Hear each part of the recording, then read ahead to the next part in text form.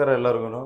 So ಇವತ್ತೊಂದು ವಿಡಿಯೋನ launch ಮಾಡ್ತಾ ಇದೀವಿ. ಈ ವಿಡಿಯೋದಲ್ಲಿ ಏನಿದೆ ಅಂತ ಹೇಳಿದ್ರೆ ಎಕ್ಸಾಕ್ಟ್ಲಿ ಒಂದು ಡಿಫ್ರೆಂಟ್ ಕಾನ್ಸೆಪ್ಟ್ ನಲ್ಲಿ ಬಂದಿದ್ದೀವಿ. ಏನಪ್ಪ ಡಿಫ್ರೆಂಟ್ ಕಾನ್ಸೆಪ್ಟ್ ಅಂದ್ರೆ, ಸೊ ಇವಾಗ ಸೈಟ್ ಆಲ್ರೆಡಿ ಪರ್ಚೇಸ್ ಮಾಡಿರ್ತೀವಿ, ಅದ್ರಲ್ಲಿ ಏನಾದ್ರು ಇವಾಗ ಬಂಡೆ ಬಂತು, ಕಲ್ಲು ಬಂದಿತ್ತು, ಸೊ ಇಲ್ಲ ಹಳ್ಳ ಇತ್ತು, ಅದನ್ನೆಲ್ಲ ಹೆಂಗೆ ಸಾರ್ಟ್ ಔಟ್ ಮಾಡ್ತೀವಿ ಅಂತ ಅನ್ನೋದನ್ನ ಒಂದು ಆನ್ ಸೈಟ್ ಅಲ್ಲಿ ಶೂಟ್ ಮಾಡಿದೀವಿ. ಅದ್ರ ಕಂಪ್ಲೀಟ್ ಯಾರದೆಲ್ಲ ಸೈಟ್ ಅಲ್ಲಿ ಬಂಡೆ ಇಲ್ಲ ಕಲ್ಲು ಏನೆಲ್ಲ ಬಂದಿರುತ್ತಲ್ಲ ಅವ್ರಿಗೆ ತುಂಬಾ ಹೆಲ್ಪ್ಫುಲ್ ಆಗುತ್ತೆ. ಅಂಡ್ ನಿಮ್ ಸೈಡ್ ಅಲ್ಲಿ ಬಂದಿಲ್ಲ ಅಂತಂದ್ರೂ ಬೇರೆ ಯಾರಿಗಾನ ನಿಮ್ ಫ್ರೆಂಡ್ ಸರ್ಕಲ್ ಅಲ್ಲಾಗ್ಲಿ ಇಲ್ಲ ನಿಮ್ ರಿಲೇಟಿವ್ಸ್ ಅಲ್ಲಾಗ್ಲಿ ಯಾರಿಗಾನ ಬಂದಿತ್ತಂದ್ರೆ ಈ ವಿಡಿಯೋನ ನೋಡಿ ಮತ್ತೆ ಶೇರ್ ಮಾಡಿ. ನಾವಿವತ್ತು ಒಂದು ಇಂಟ್ರೆಸ್ಟಿಂಗ್ ವಿಷಯನ ತೋರ್ಸಕ್ಕೆ ಹೋಗ್ತಾ ಇದ್ದೀವಿ. ಏನಂತ ಹೇಳಿದ್ರೆ, ನಾವು ಸಾಕಷ್ಟು ಟೈಮ್ ಸೈಟ್ ತೊಗೊಂಡ್ಬಿಟ್ಟಿರ್ತೀವಿ ಗೊತ್ತಾಗ್ದೇನೆ. ಸೊ ಅದರಲ್ಲಿ ಏನಿದೆ ಏನಿಲ್ಲ ಅಂತ ಹೇಳ್ಬಿಟ್ಟು ಗೊತ್ತಾಗಲ್ಲ. ಬಟ್ ಇವತ್ತು ಒಂದು ಬ್ರೀಫ್ ಆಗಿ ಒಂದು ಎಕ್ಸ್ಪ್ಲನೇಷನ್ ಕೊಡೋಕೆ ಹೋಗ್ತಾ ಇದ್ದೀನಿ. ಏನರ ಬಗ್ಗೆ ಅಂತ ಹೇಳಿದ್ರೆ ತೋರಿಸಿ ನೀವು ನೋಡ್ಬೋದು. ಎಕ್ಸಾಕ್ಟ್ಲಿ ನಮಗೆ ಸೈಟ್ ಒಳಗಡೆ ಏನಾದ್ರು ಈ ಥರ ರಾಕ್ಸ್ ಬಂತು ಅಂತಂದರೆ ಏನೇನು ಪ್ರಿಕಾಷನ್ಸ್ ಆಗಬೇಕಾಗುತ್ತೆ, ಏನೇನು ಮಾಡಬೇಕಾಗುತ್ತೆ ಅಂತ ಹೇಳ್ಬಿಟ್ಟು ನಾವು ಇವತ್ತು ಎಕ್ಸ್ಪ್ಲೇನ್ ಮಾಡೋಕೆ ಹೋಗ್ತಾ ಇದ್ವಿ. ಸೊ ರಾಕ್ ಬಂತು ಇದೆಯೋ ಇಲ್ಲೋ ಅಂತ ಹೇಳ್ಬಿಟ್ಟು ನಾವು ಫೈಂಡ್ ಮಾಡಿದ್ವಿ ಅಂತ ಹೇಳಿದ್ರೆ ನಾವು ವಿತೌಟ್ ರಾಕ್ ಇರೋ ತೊಗೊಂಡ್ರೆ ಬೆಸ್ಟು. ಬೈ ಚಾನ್ಸ್ ಏನನ್ನ ರಾಕ್ ಬಂದಿದೆ, ಹೆಂಗೆ ಅದನ್ನು ನಾವು ಇದು ಮಾಡಬೇಕಾಗುತ್ತೆ ಅಂತ ಹೇಳಿದ್ರೆ ಇದಕ್ಕೆ ಯಾವುದೋ ಒಂದು 2-3 ಮೆಥಡ್ಸ್ ಇದೆ. ಸೊ 2-3 ಮೆಥಡ್ ಏನಂತ ಹೇಳಿದ್ರೆ, ಅದು ಬೇಸಿಕ್ಕಾಗಿ ಒಂದು ತಮ್ ರೂಲ್ ಹೇಳ್ಬೇಕಂದ್ರೆ, ನಾವು ರಾಕ್ ನೋಡಿದ್ರೆ ಗೊತ್ತಾಗುತ್ತೆ ಯಾವ ಥರದ್ದು ಅಂತಂದರೆ, ಈ ಕಲ್ಲು ವೈಟ್ ಕಲ್ಲ ಇಲ್ಲ ಅಂತಂದರೆ ಬ್ಲ್ಯಾಕ್ ಕಲ್ಲ ಅಂತ ಹೇಳ್ಬಿಟ್ಟು ಸ್ವಲ್ಪ ಈ ಥರ ವೈಟಿಶಲ್ಲಿ ಇತ್ತು ಅಂತ ಹೇಳಿದ್ರೆ ಇದೆಲ್ಲ ಏನಾಗುತ್ತೆ ಅಂತ ಹೇಳಿದ್ರೆ ಸ್ವಲ್ಪ ಸ್ಮೂತಾಗಿರುತ್ತೆ, ಅಂದರೆ ತುಂಬ ಹಾರ್ಡ್ ರಾಕ್ ಅಂತ ಹೇಳೋಕ್ಕಾಗಲ್ಲ. ಇದನ್ನು ಮೈಟ್ ಬಿ ನಾವು ಒಂದಷ್ಟು JCB ಕೂಡ ಕಿತ್ಕೋಬೋದು ಒಂದು ಸ್ವಲ್ಪ. ಆಮೇಲೆ JCB ಒಂದು ಬಿಟ್ಟು ಬರುತ್ತೆ. ಸೊ ಫಸ್ಟ್ ಥಿಂಗ್ ಏನಂತಂದರೆ ಇದು ವೇರಿಯೇಷನ್ ಆಗ್ತಾ ಹೋಗುತ್ತೆ. ಸೊ ಆ ಥರ ಆಗ್ಬಿಡುತ್ತೆ ತೋರಿಸಿ. ಸೊ ಈ ಥರದ್ದು ಬಂತು, ಈ ಥರದ್ದು ಸಾಫ್ಟಾಗಿತ್ತು ಅಂತ ಹೇಳಿದ್ರೆ, ತುಂಬ ಸಾಫ್ಟ್ ಇತ್ತು ಅಂತ ಹೇಳಿದ್ರೆ ಅಲ್ಲಿ ನಾವು ಬ್ರೇಕರ್ ಅಂತ ಹೇಳ್ಬಿಟ್ಟು ಬರುತ್ತೆ. ಅದು JCB ಕೂಡ ಇನ್ಸ್ಟಾಲ್ ಮಾಡ್ಬೋದು. ಅದು ಡ್ರಿಲ್ ಹೊಡಿತಾ ಇರುತ್ತೆ. ಸೊ ಅದನ್ನು ನಾವು ಅದರಿಂದ ನಾವೇನು ಮಾಡ್ಬೋದು ಅಂತ ಹೇಳಿದ್ರೆ ಈ ಥರದ ಸರ್ಫೇಸ್ನ ಎಲ್ಲ ತೋರಿಸ್ಬಿಡ್ತೀನಿ.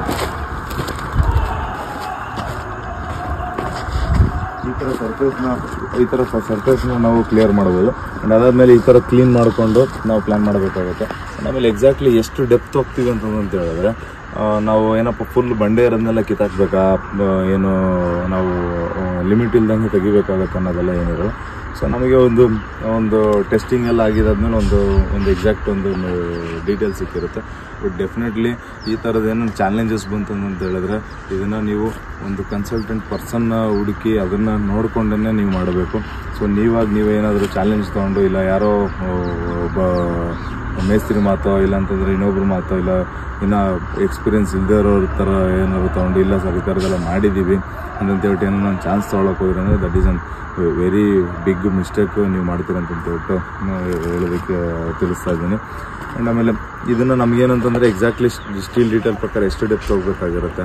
ಆಮೇಲೆ ಎಲ್ಲನೂ ಕೂಡ ನಮಗೆ ಎಲ್ಲ ಕಡೆನೂ ನಾವು ಸರ್ಫೇಸ್ ತೆಗಿಬೇಕಾಗುತ್ತೆ. ಸೊ ಸೆಕೆಂಡ್ ಮೆಥಡ್ ಏನು ಬರುತ್ತೆ ಅಂತ ಹೇಳಿದ್ರೆ ನಮಗೆ ಇಲ್ಲಿ ನೋಡ್ಬೋದು, ಈ ಕಡೆ ತರಿಸ್ಕೊಳ್ಳೋಣ.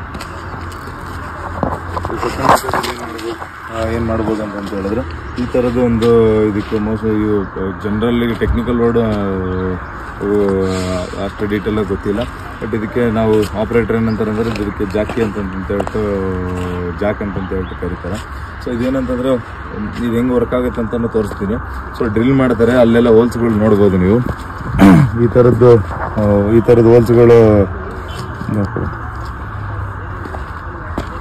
ಹೋಲ್ಸ್ಗಳಾಗಿರುತ್ತೆ. ಈ ಹೋಲ್ಸ್ಗಳನ್ನ ಏನು ಮಾಡ್ತಾರೆ ಅಂತ ಹೇಳಿದ್ರೆ ಈ ಥರ ಹೋಲ್ಸ್ ಮಾಡಿಬಿಟ್ಟು ಇದ್ರೊಳಗಡೆ ಒಂದು ಪೌಡ್ರ್ ಬರುತ್ತೆ.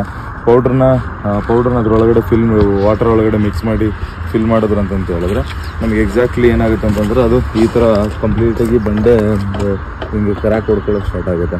ಸೊ ಈ ಕಡೆ ಕೂಡ ನಮ್ಗೆ ಯಾವ ಡೈರೆಕ್ಷನ್ ಬೇಕು ಆ ಡೈರೆಕ್ಷನ್ಗೆ ಇದನ್ನು JCB ಕಿತ್ತಕ್ಕಾಗುತ್ತೆ ಅಂತಂದರೆ ಕಿತ್ಕೋಬೋದು. ಇಲ್ಲ ಅಂತಂದರೆ ಆಗಲ್ಲ ಅಂತಂದರೆ ಮತ್ತೆ ಅಡ್ಡ ಮಾಡಿಬಿಟ್ಟು ಈ ಕಡೆನೂ ಕೂಡ ಬಾಕ್ಸ್ ವೈಸು ಕೂಡ ಮಾಡ್ಕೊತ ಹೋಗೋದಾಗುತ್ತೆ. ನಮ್ಗೆ ಎಷ್ಟು ಈಸಿಯಾಗಿ ಎತ್ತಕ್ಕಾಗುತ್ತೆ ಅಷ್ಟನ್ನು ನೋಡ್ಕೊಂಡು ನಾವು ಪ್ಲಾನ್ ಮಾಡಬೇಕಾಗುತ್ತೆ. This is the process. ಇಲ್ಲ ಇದಕ್ಕಿಂತ ಹೆವಿ ಬಂತು ಅಂತ ಹೇಳಿದ್ರೆ ನಾವು ಬ್ಲಾಸ್ಟರ್ಸ್ನ ಯೂಸ್ ಮಾಡಬೇಕಾಗುತ್ತೆ. ಅಂದರೆ ಬ್ಲಾಸ್ಟ್ ಮಾಡಬೇಕಾಗುತ್ತೆ, ಕೆಮಿಕಲ್ ಹಾಕಿ ಎಲ್ಲನೂ ಹಾಕಿ ನಾವು ಬ್ಲಾಸ್ಟ್ ಮಾಡಬೇಕಾಗುತ್ತೆ. ಸೊ ಅದನ್ನು ಕೂಡ ಏನಾಗುತ್ತೆ ಅಂತ ಹೇಳಿದ್ರೆ ಅದಕ್ಕೆ ಅದು ಪರ್ಮಿಷನ್ಸ್ಗಳು ತಗೋಬೇಕಾಗುತ್ತೆ. ಆ್ಯಂಡ್ ಅದಕ್ಕೆ ವೈಬ್ರೇಷನ್ಸ್ ಜಾಸ್ತಿ ಬರುತ್ತೆ. ಆ್ಯಂಡ್ ಆಮೇಲೆ ಅಕ್ಕಪಕ್ಕದ ಏರಿಯಾದಲ್ಲಿ ಏನು ಜಾಸ್ತಿ ಡೆವಲಪ್ ಆಗಿರಬಾರ್ದು. ಯಾಕಂದರೆ ಅದು ಬ್ಲಾಸ್ಟ್ ಆಯಿತು ಅಂತ ಹೇಳಿದ್ರೆ ಒಳಗಡೆ ಸ್ವಲ್ಪ ವೈಬ್ರೇಷನ್ಸ್ ಆಗುತ್ತೆ. ವೈಬ್ರೇಷನ್ ಆಗೋದ್ರಿಂದ ಏನಾದರೂ ಅಕ್ಕಪಕ್ಕದಲ್ಲಿ ಏನು ತೊಂದರೆ ಆಗೋದು, ಇಲ್ಲಾಂತಂದ್ರೆ ಚಿಕ್ಕ ಮಕ್ಕಳು ಇರೋದು, ಇಲ್ಲ ವೀಕ್ ಹಾರ್ಟೆಡ್ ಪರ್ಸನ್ಸ್ ಇರೋದು, ಆ ಥರದ್ದು ಏನೇನು ಸಿಚುವೇಶನ್ ಆಗೋದಿಲ್ಲ ಅಂತಂತಂದರೆ ಬಿಲ್ಡಿಂಗಿಗೆ ಕ್ರ್ಯಾಕ್ ಹೊಡ್ಕೊಳ್ಳೋದು. ಮತ್ತು ಪಕ್ಕದಲ್ಲೇ ಸಂಪಿತ್ತು ಅಂತ ಇಟ್ಕೊಳ್ಳಿ, ಅವರು ಮೈಟ್ ಬಿ ಕಟ್ಟಿದಾಗ ಇದು ವೈಬ್ರೇಷನ್ಗೆ ಅದೇನನ್ನು ಕ್ರ್ಯಾಕ್ ಹೊಡ್ಕೊಳ್ಳೋದು, ಈ ಥರದ್ದೆಲ್ಲ ಚಾಲೆಂಜಸ್ ಬರುತ್ತೆ. ಅದಕ್ಕೋಸ್ಕರ ಆಮೇಲೆ ನಾವೇನು ಪರ್ಮಿಷನ್ ವಿತೌಟ್ ಪರ್ಮಿಷನ್ ಕೂಡ ಮಾಡಿದ್ವಿ ಅಂತಂದರೆ ಕೆಲಸ ನಿಂತೋಗೋ ಥರನೂ ಚಾನ್ಸಸ್ ಇರುತ್ತೆ. ಬಟ್ ಪರ್ಮಿಷನ್ ಹೆಂಗಪ್ಪ ತೊಗೊಳ್ಳೋದಿದೆ ಅಂತ ಏನು ತುಂಬ ಯೋಚನೆ ಮಾಡೋಷ್ಟೇನಿಲ್ಲ. ನೀವು ಯಾವ ಇಂಜಿನಿಯರ್ಸ್ ಕೊಟ್ಟಿರ್ತೀರಲ್ಲ ಅವ್ರಿಗೆ ಅದೆಲ್ಲನೂ ಗೊತ್ತಿರುತ್ತೆ, ಇಲ್ಲ ಕಂಪ್ನಿ ಕೊಟ್ಟಿದ್ರೆ ಕಂಪ್ನಿಯವ್ರಿಗೆಲ್ಲನೂ ಗೊತ್ತಿರುತ್ತೆ. ಇಲ್ಲಾಂದರೆ ಅವ್ರ ಅಂಡರ್ ಯಾವ್ದಾನ ಟೀಮ್ಗೆ ಕನೆಕ್ಟ್ ಮಾಡಿಕೊಡ್ತಾರೆ. ಸೊ ಇದಿಷ್ಟು 3 ಮೆಥಡಲ್ಲಿ ನಾವು ಮಾಡಬಹುದು. ಸೊ ಇದರಿಂದ ಇವಾಗ ನೆಕ್ಸ್ಟ್ ಪಾಯಿಂಟ್ ಏನು ತಿಳ್ಸಕ್ಕೆ ಹೋಗ್ತಾ ಇದ್ದೀನಿ ಅಂತ ಹೇಳಿದ್ರೆ, ಟ್ರ್ಯಾಕ್ಟರ್ ತೋರಿಸೋದು. ಇದರದ್ದು ಈ ಟ್ರ್ಯಾಕ್ಟರ್ ಬಂದು ನಮಗೆ ಇದೆಲ್ಲ ನಮಗೆ ಡೆಮೊಲೇಷನ್ ಎಲ್ಲ ಈ ಥರದ್ದೆಲ್ಲ ಹೊರಹಾಕ್ಬೇಕು ಅಂತ ಹೇಳಿದ್ರೆ ಇದು ಹೆಂಗೆ ವರ್ಕೌಟ್ ಆಗುತ್ತೆ ಅಂತ ಹೇಳಿದ್ರೆ, ಒಂದು ಲಂಸಮ್ ಕಾಂಟ್ರಾಕ್ಟ್ ಥರ ವರ್ಕೌಟ್ ಆಗುತ್ತೆ. ಅಂದರೆ ಬಂದು ವಿಸಿಟ್ ಮಾಡಿ ಇಷ್ಟು ಸ್ಟಡಿ ತೆಗಿಬೇಕು, ಇಷ್ಟು ಡೆಪ್ತ್ ತೆಗಿಬೇಕು ಅಂತೇಳಿ ಆ ಥರ ವರ್ಕೌಟ್ ಆಗುತ್ತೆ. ಇಲ್ಲಾಂದರೆ ಸ್ಕ್ವೇರ್ ಫೀಟ್ ಬೇಸ್ ಮೇಲೆ ಎಷ್ಟು ಡೆಪ್ತು, ಫಾರ್ ಎಕ್ಸಾಂಪಲ್ ಹಿಂಗೆ ಒಂದು 30 ಅಡಿ ಇದೆ, 40 ಅಡಿ ಇದೆ, ಒಂದು 4 ಅಡಿ ಡೌನ್ ಮಾಡಿಕೊಡ್ಬೇಕಂತ ತಿಳ್ಕೊಳ್ಳಿ. ಆ ಸ್ಕ್ವೇರ್ ಫೀಟ್ ಬೇಸ್ ಮೇಲೆ ಸ್ಕ್ವೇರ್ ಫೀಟ್ಗೆ ಇಷ್ಟು ಚಾರ್ಜ್ ಅಂತಲೂ ಮಾಡ್ತಾರೆ. ಎಕ್ಸಾಕ್ಟ್ ಪ್ರೈಸಿಂಗು ನನಗೆ ಆ್ಯಕ್ಚುಲಾಗಿ ಡೀಟೇಲ್ಡಾಗಿ ಗೊತ್ತಿಲ್ಲ, ಅದಕ್ಕೆ ನಾನು ಇದರಲ್ಲಿ ತಿಳಿಸ್ತಾ ಇಲ್ಲ. ಬಟ್ ಅಪ್ರಾಕ್ಸಿಮೇಟ್ ಒಂದು ಆ್ಯಾವ್ರೇಜ್ ಅಂತಂತ ಹೇಳಿದ್ರೆ ನಮಗೆ ಅವರ್ ಲೆಕ್ಕದಲ್ಲೂ ಕೂಡ ಸಿಗುತ್ತೆ. ಅಂದರೆ ಜಾಸ್ತಿ ಇತ್ತು ಅಂತಂತಂದರೆ ಡೈಲಿ ಅವರ್ ಲೆಕ್ಕದಲ್ಲೂ ಕೂಡ ತೊಗೋಬೇಕಾಗುತ್ತೆ. ಅವರ್ ಲೆಕ್ಕದಲ್ಲಿ ತೊಗೊಂಡಾಗ ಏನಾಗುತ್ತೆ ಅಂತ ಹೇಳಿದ್ರೆ ನಮಗೆ ಒಂದು 800 ರೂಪಾಯಿ 1000 ರೂಪಾಯಿ ಗಂಟೆ ಅಂತ ಪರ್ ಅವರ್ ಬೀಳ್ಬೋದು. ಯಾಕಂದರೆ ಪರ್ ಡೇಗೆ ಒಂದು 6000 to 8000 ಇರ್ಬೋದು, 5000 ಸಿಗ್ಬೋದು, ಡಿಪೆಂಡ್ ಅಪಾನ್ ಏರಿಯಾಸು. ಅದ್ರ ಮೇಲ್ಗಡೆ depend upon quantity of the work, ಅದ್ರ ಮೇಲ್ಗಡೆ ಇದೆಲ್ಲ ಡಿಪೆಂಡ್ ಆಗುತ್ತೆ. ಸೊ ಇದ್ರ ಮೇಲ್ಗಡೆ ಇದಿಷ್ಟನ್ನು ಕೂಡ ನಾವು ತೆಗಿಬೇಕಾಗುತ್ತೆ. ಬಟ್ ಇದರಲ್ಲಿ ನಾವು ಯಾವುದೇ ಕಾರಣಕ್ಕೂ ನಾವು ಕನ್ಸ್ಟ್ರಕ್ಷನ್ ಮಾಡ್ತಾ ಇದ್ದೀವಿ ಅಂತ ಹೇಳಿದ್ರೆ, ಇದನ್ನು ರಾಕ್ ಇದೆ ಅಂತಂದರೆ ಅದನ್ನು ನೆಗ್ಲೆಕ್ಟ್ ಮಾಡೋದಿಲ್ಲ. ಸ್ವಲ್ಪನೇ ಏನೋ ಒಂದು ಬೇಕು ಬೇಡ ನಾವು ರಿಮೂವ್ ಮಾಡಿಬಿಟ್ಟು ಕೆಲಸ ಮಾಡೋದು, ಈ ಥರದ್ದೆಲ್ಲ ಏನೂ ಮಾಡಬಾರ್ದು. ಆ್ಯಕ್ಚುಯಲ್ಸ್ಗೆ ಏನು ಬೇಕಾಗಿರುತ್ತೆ ಅಷ್ಟನ್ನು ಮಾಡಿಬಿಟ್ಟೇ ಪ್ಲ್ಯಾನ್ ಮಾಡಬೇಕು. ಅಣ್ಣ ಸ್ಟಾರ್ಟ್ ಮಾಡ್ಬೋ.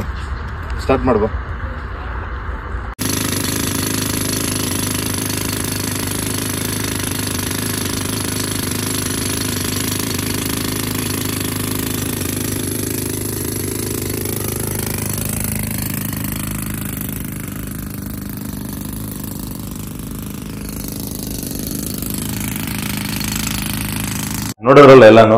ಸೊ ಈ ವಿಡಿಯೋದಲ್ಲಿ ನಾವು ಮ್ಯಾಕ್ಸಿಮಮ್ ಇನ್ಫಾರ್ಮೇಶನ್ ಕವರ್ ಅಪ್ ಮಾಡಿದೀವಿ ಅಂತ ಹೇಳ್ಬೋದು. ನಾಟ್ 100% ಅಂತಂತ ಇಲ್ಲ ಅಂತಂದ್ರು ಅಟ್ಲೀಸ್ಟ್ ಪ್ರೋಸೆಸ್ ಹೆಂಗೆ ಏನೇನು ಅಂತ ಎಲ್ಲ ಡೀಟೇಲ್ ಕೊಟ್ಟಿದೀವಿ. ಸೊ ಡೆಫಿನೆಟ್ಲಿ ಇದು ಈ ಸೈಟ್ ಅಲ್ಲಿ ಈ ತರದ ಪ್ರಾಬ್ಲಮ್ ಬಂದಿರೋರಿಗೆ 100% ಇದು ಯೂಸ್ ಆಗುತ್ತೆ ಅಂತ ಹೇಳ್ಬಿಟ್ಟು ಈ ವಿಡಿಯೋನ ಮಾಡಿದೀವಿ. ಸೊ ಯಾರ್ದಾನ ಈ ತರದ್ದು ಇತ್ತು ಅಂತ ಹೇಳಿದ್ರೆ, ಸೈಟ್ ಅಲ್ಲಿ ಏನಾರ ಪ್ರಾಬ್ಲಮ್ ಇತ್ತು, ಈ ತರ ಕಲ್ಲು ಬಂಡೆ ಏನಾರ ಬಂದಿತ್ತು ಅಂತ ಹೇಳಿದ್ರೆ ಅವ್ರಿಗೆ ಶೇರ್ ಮಾಡಿ. ಇದು ಡೆಫಿನೆಟ್ಲಿ ಇದು ತುಂಬಾ ಹೆಲ್ಪ್ಫುಲ್ ಆಗುತ್ತೆ. ಅಂಡ್ ಕನ್ಸ್ಟ್ರಕ್ಷನ್ ಮಾಡ್ಸಕ್ಕೂ ಮುಂಚೆನೆ ಇದನ್ನ ನೋಡಿದ್ರು ಅಂತ ಹೇಳಿದ್ರೆ ಅವ್ರಿಗೊಂದು ಮೈಂಡ್ ಸೆಟ್ ಗೊತ್ತಾಗುತ್ತೆ. ಸೊ ಏನಾನ ಅಡಿಷನಲ್ ಕಾಸ್ಟ್ ಆಗುತ್ತೆ, ಎಷ್ಟು ಎಕ್ಸ್ಪೆನ್ಸ್ ಬರುತ್ತೆ ಏನಂತ ಹೇಳ್ಬಿಟ್ಟು. ಅಂಡ್ ಇದರಲ್ಲೆಲ್ಲ ರೇಟ್ಸ್ ಕೂಡ ಮೆನ್ಷನ್ ಮಾಡಿದೀವಿ.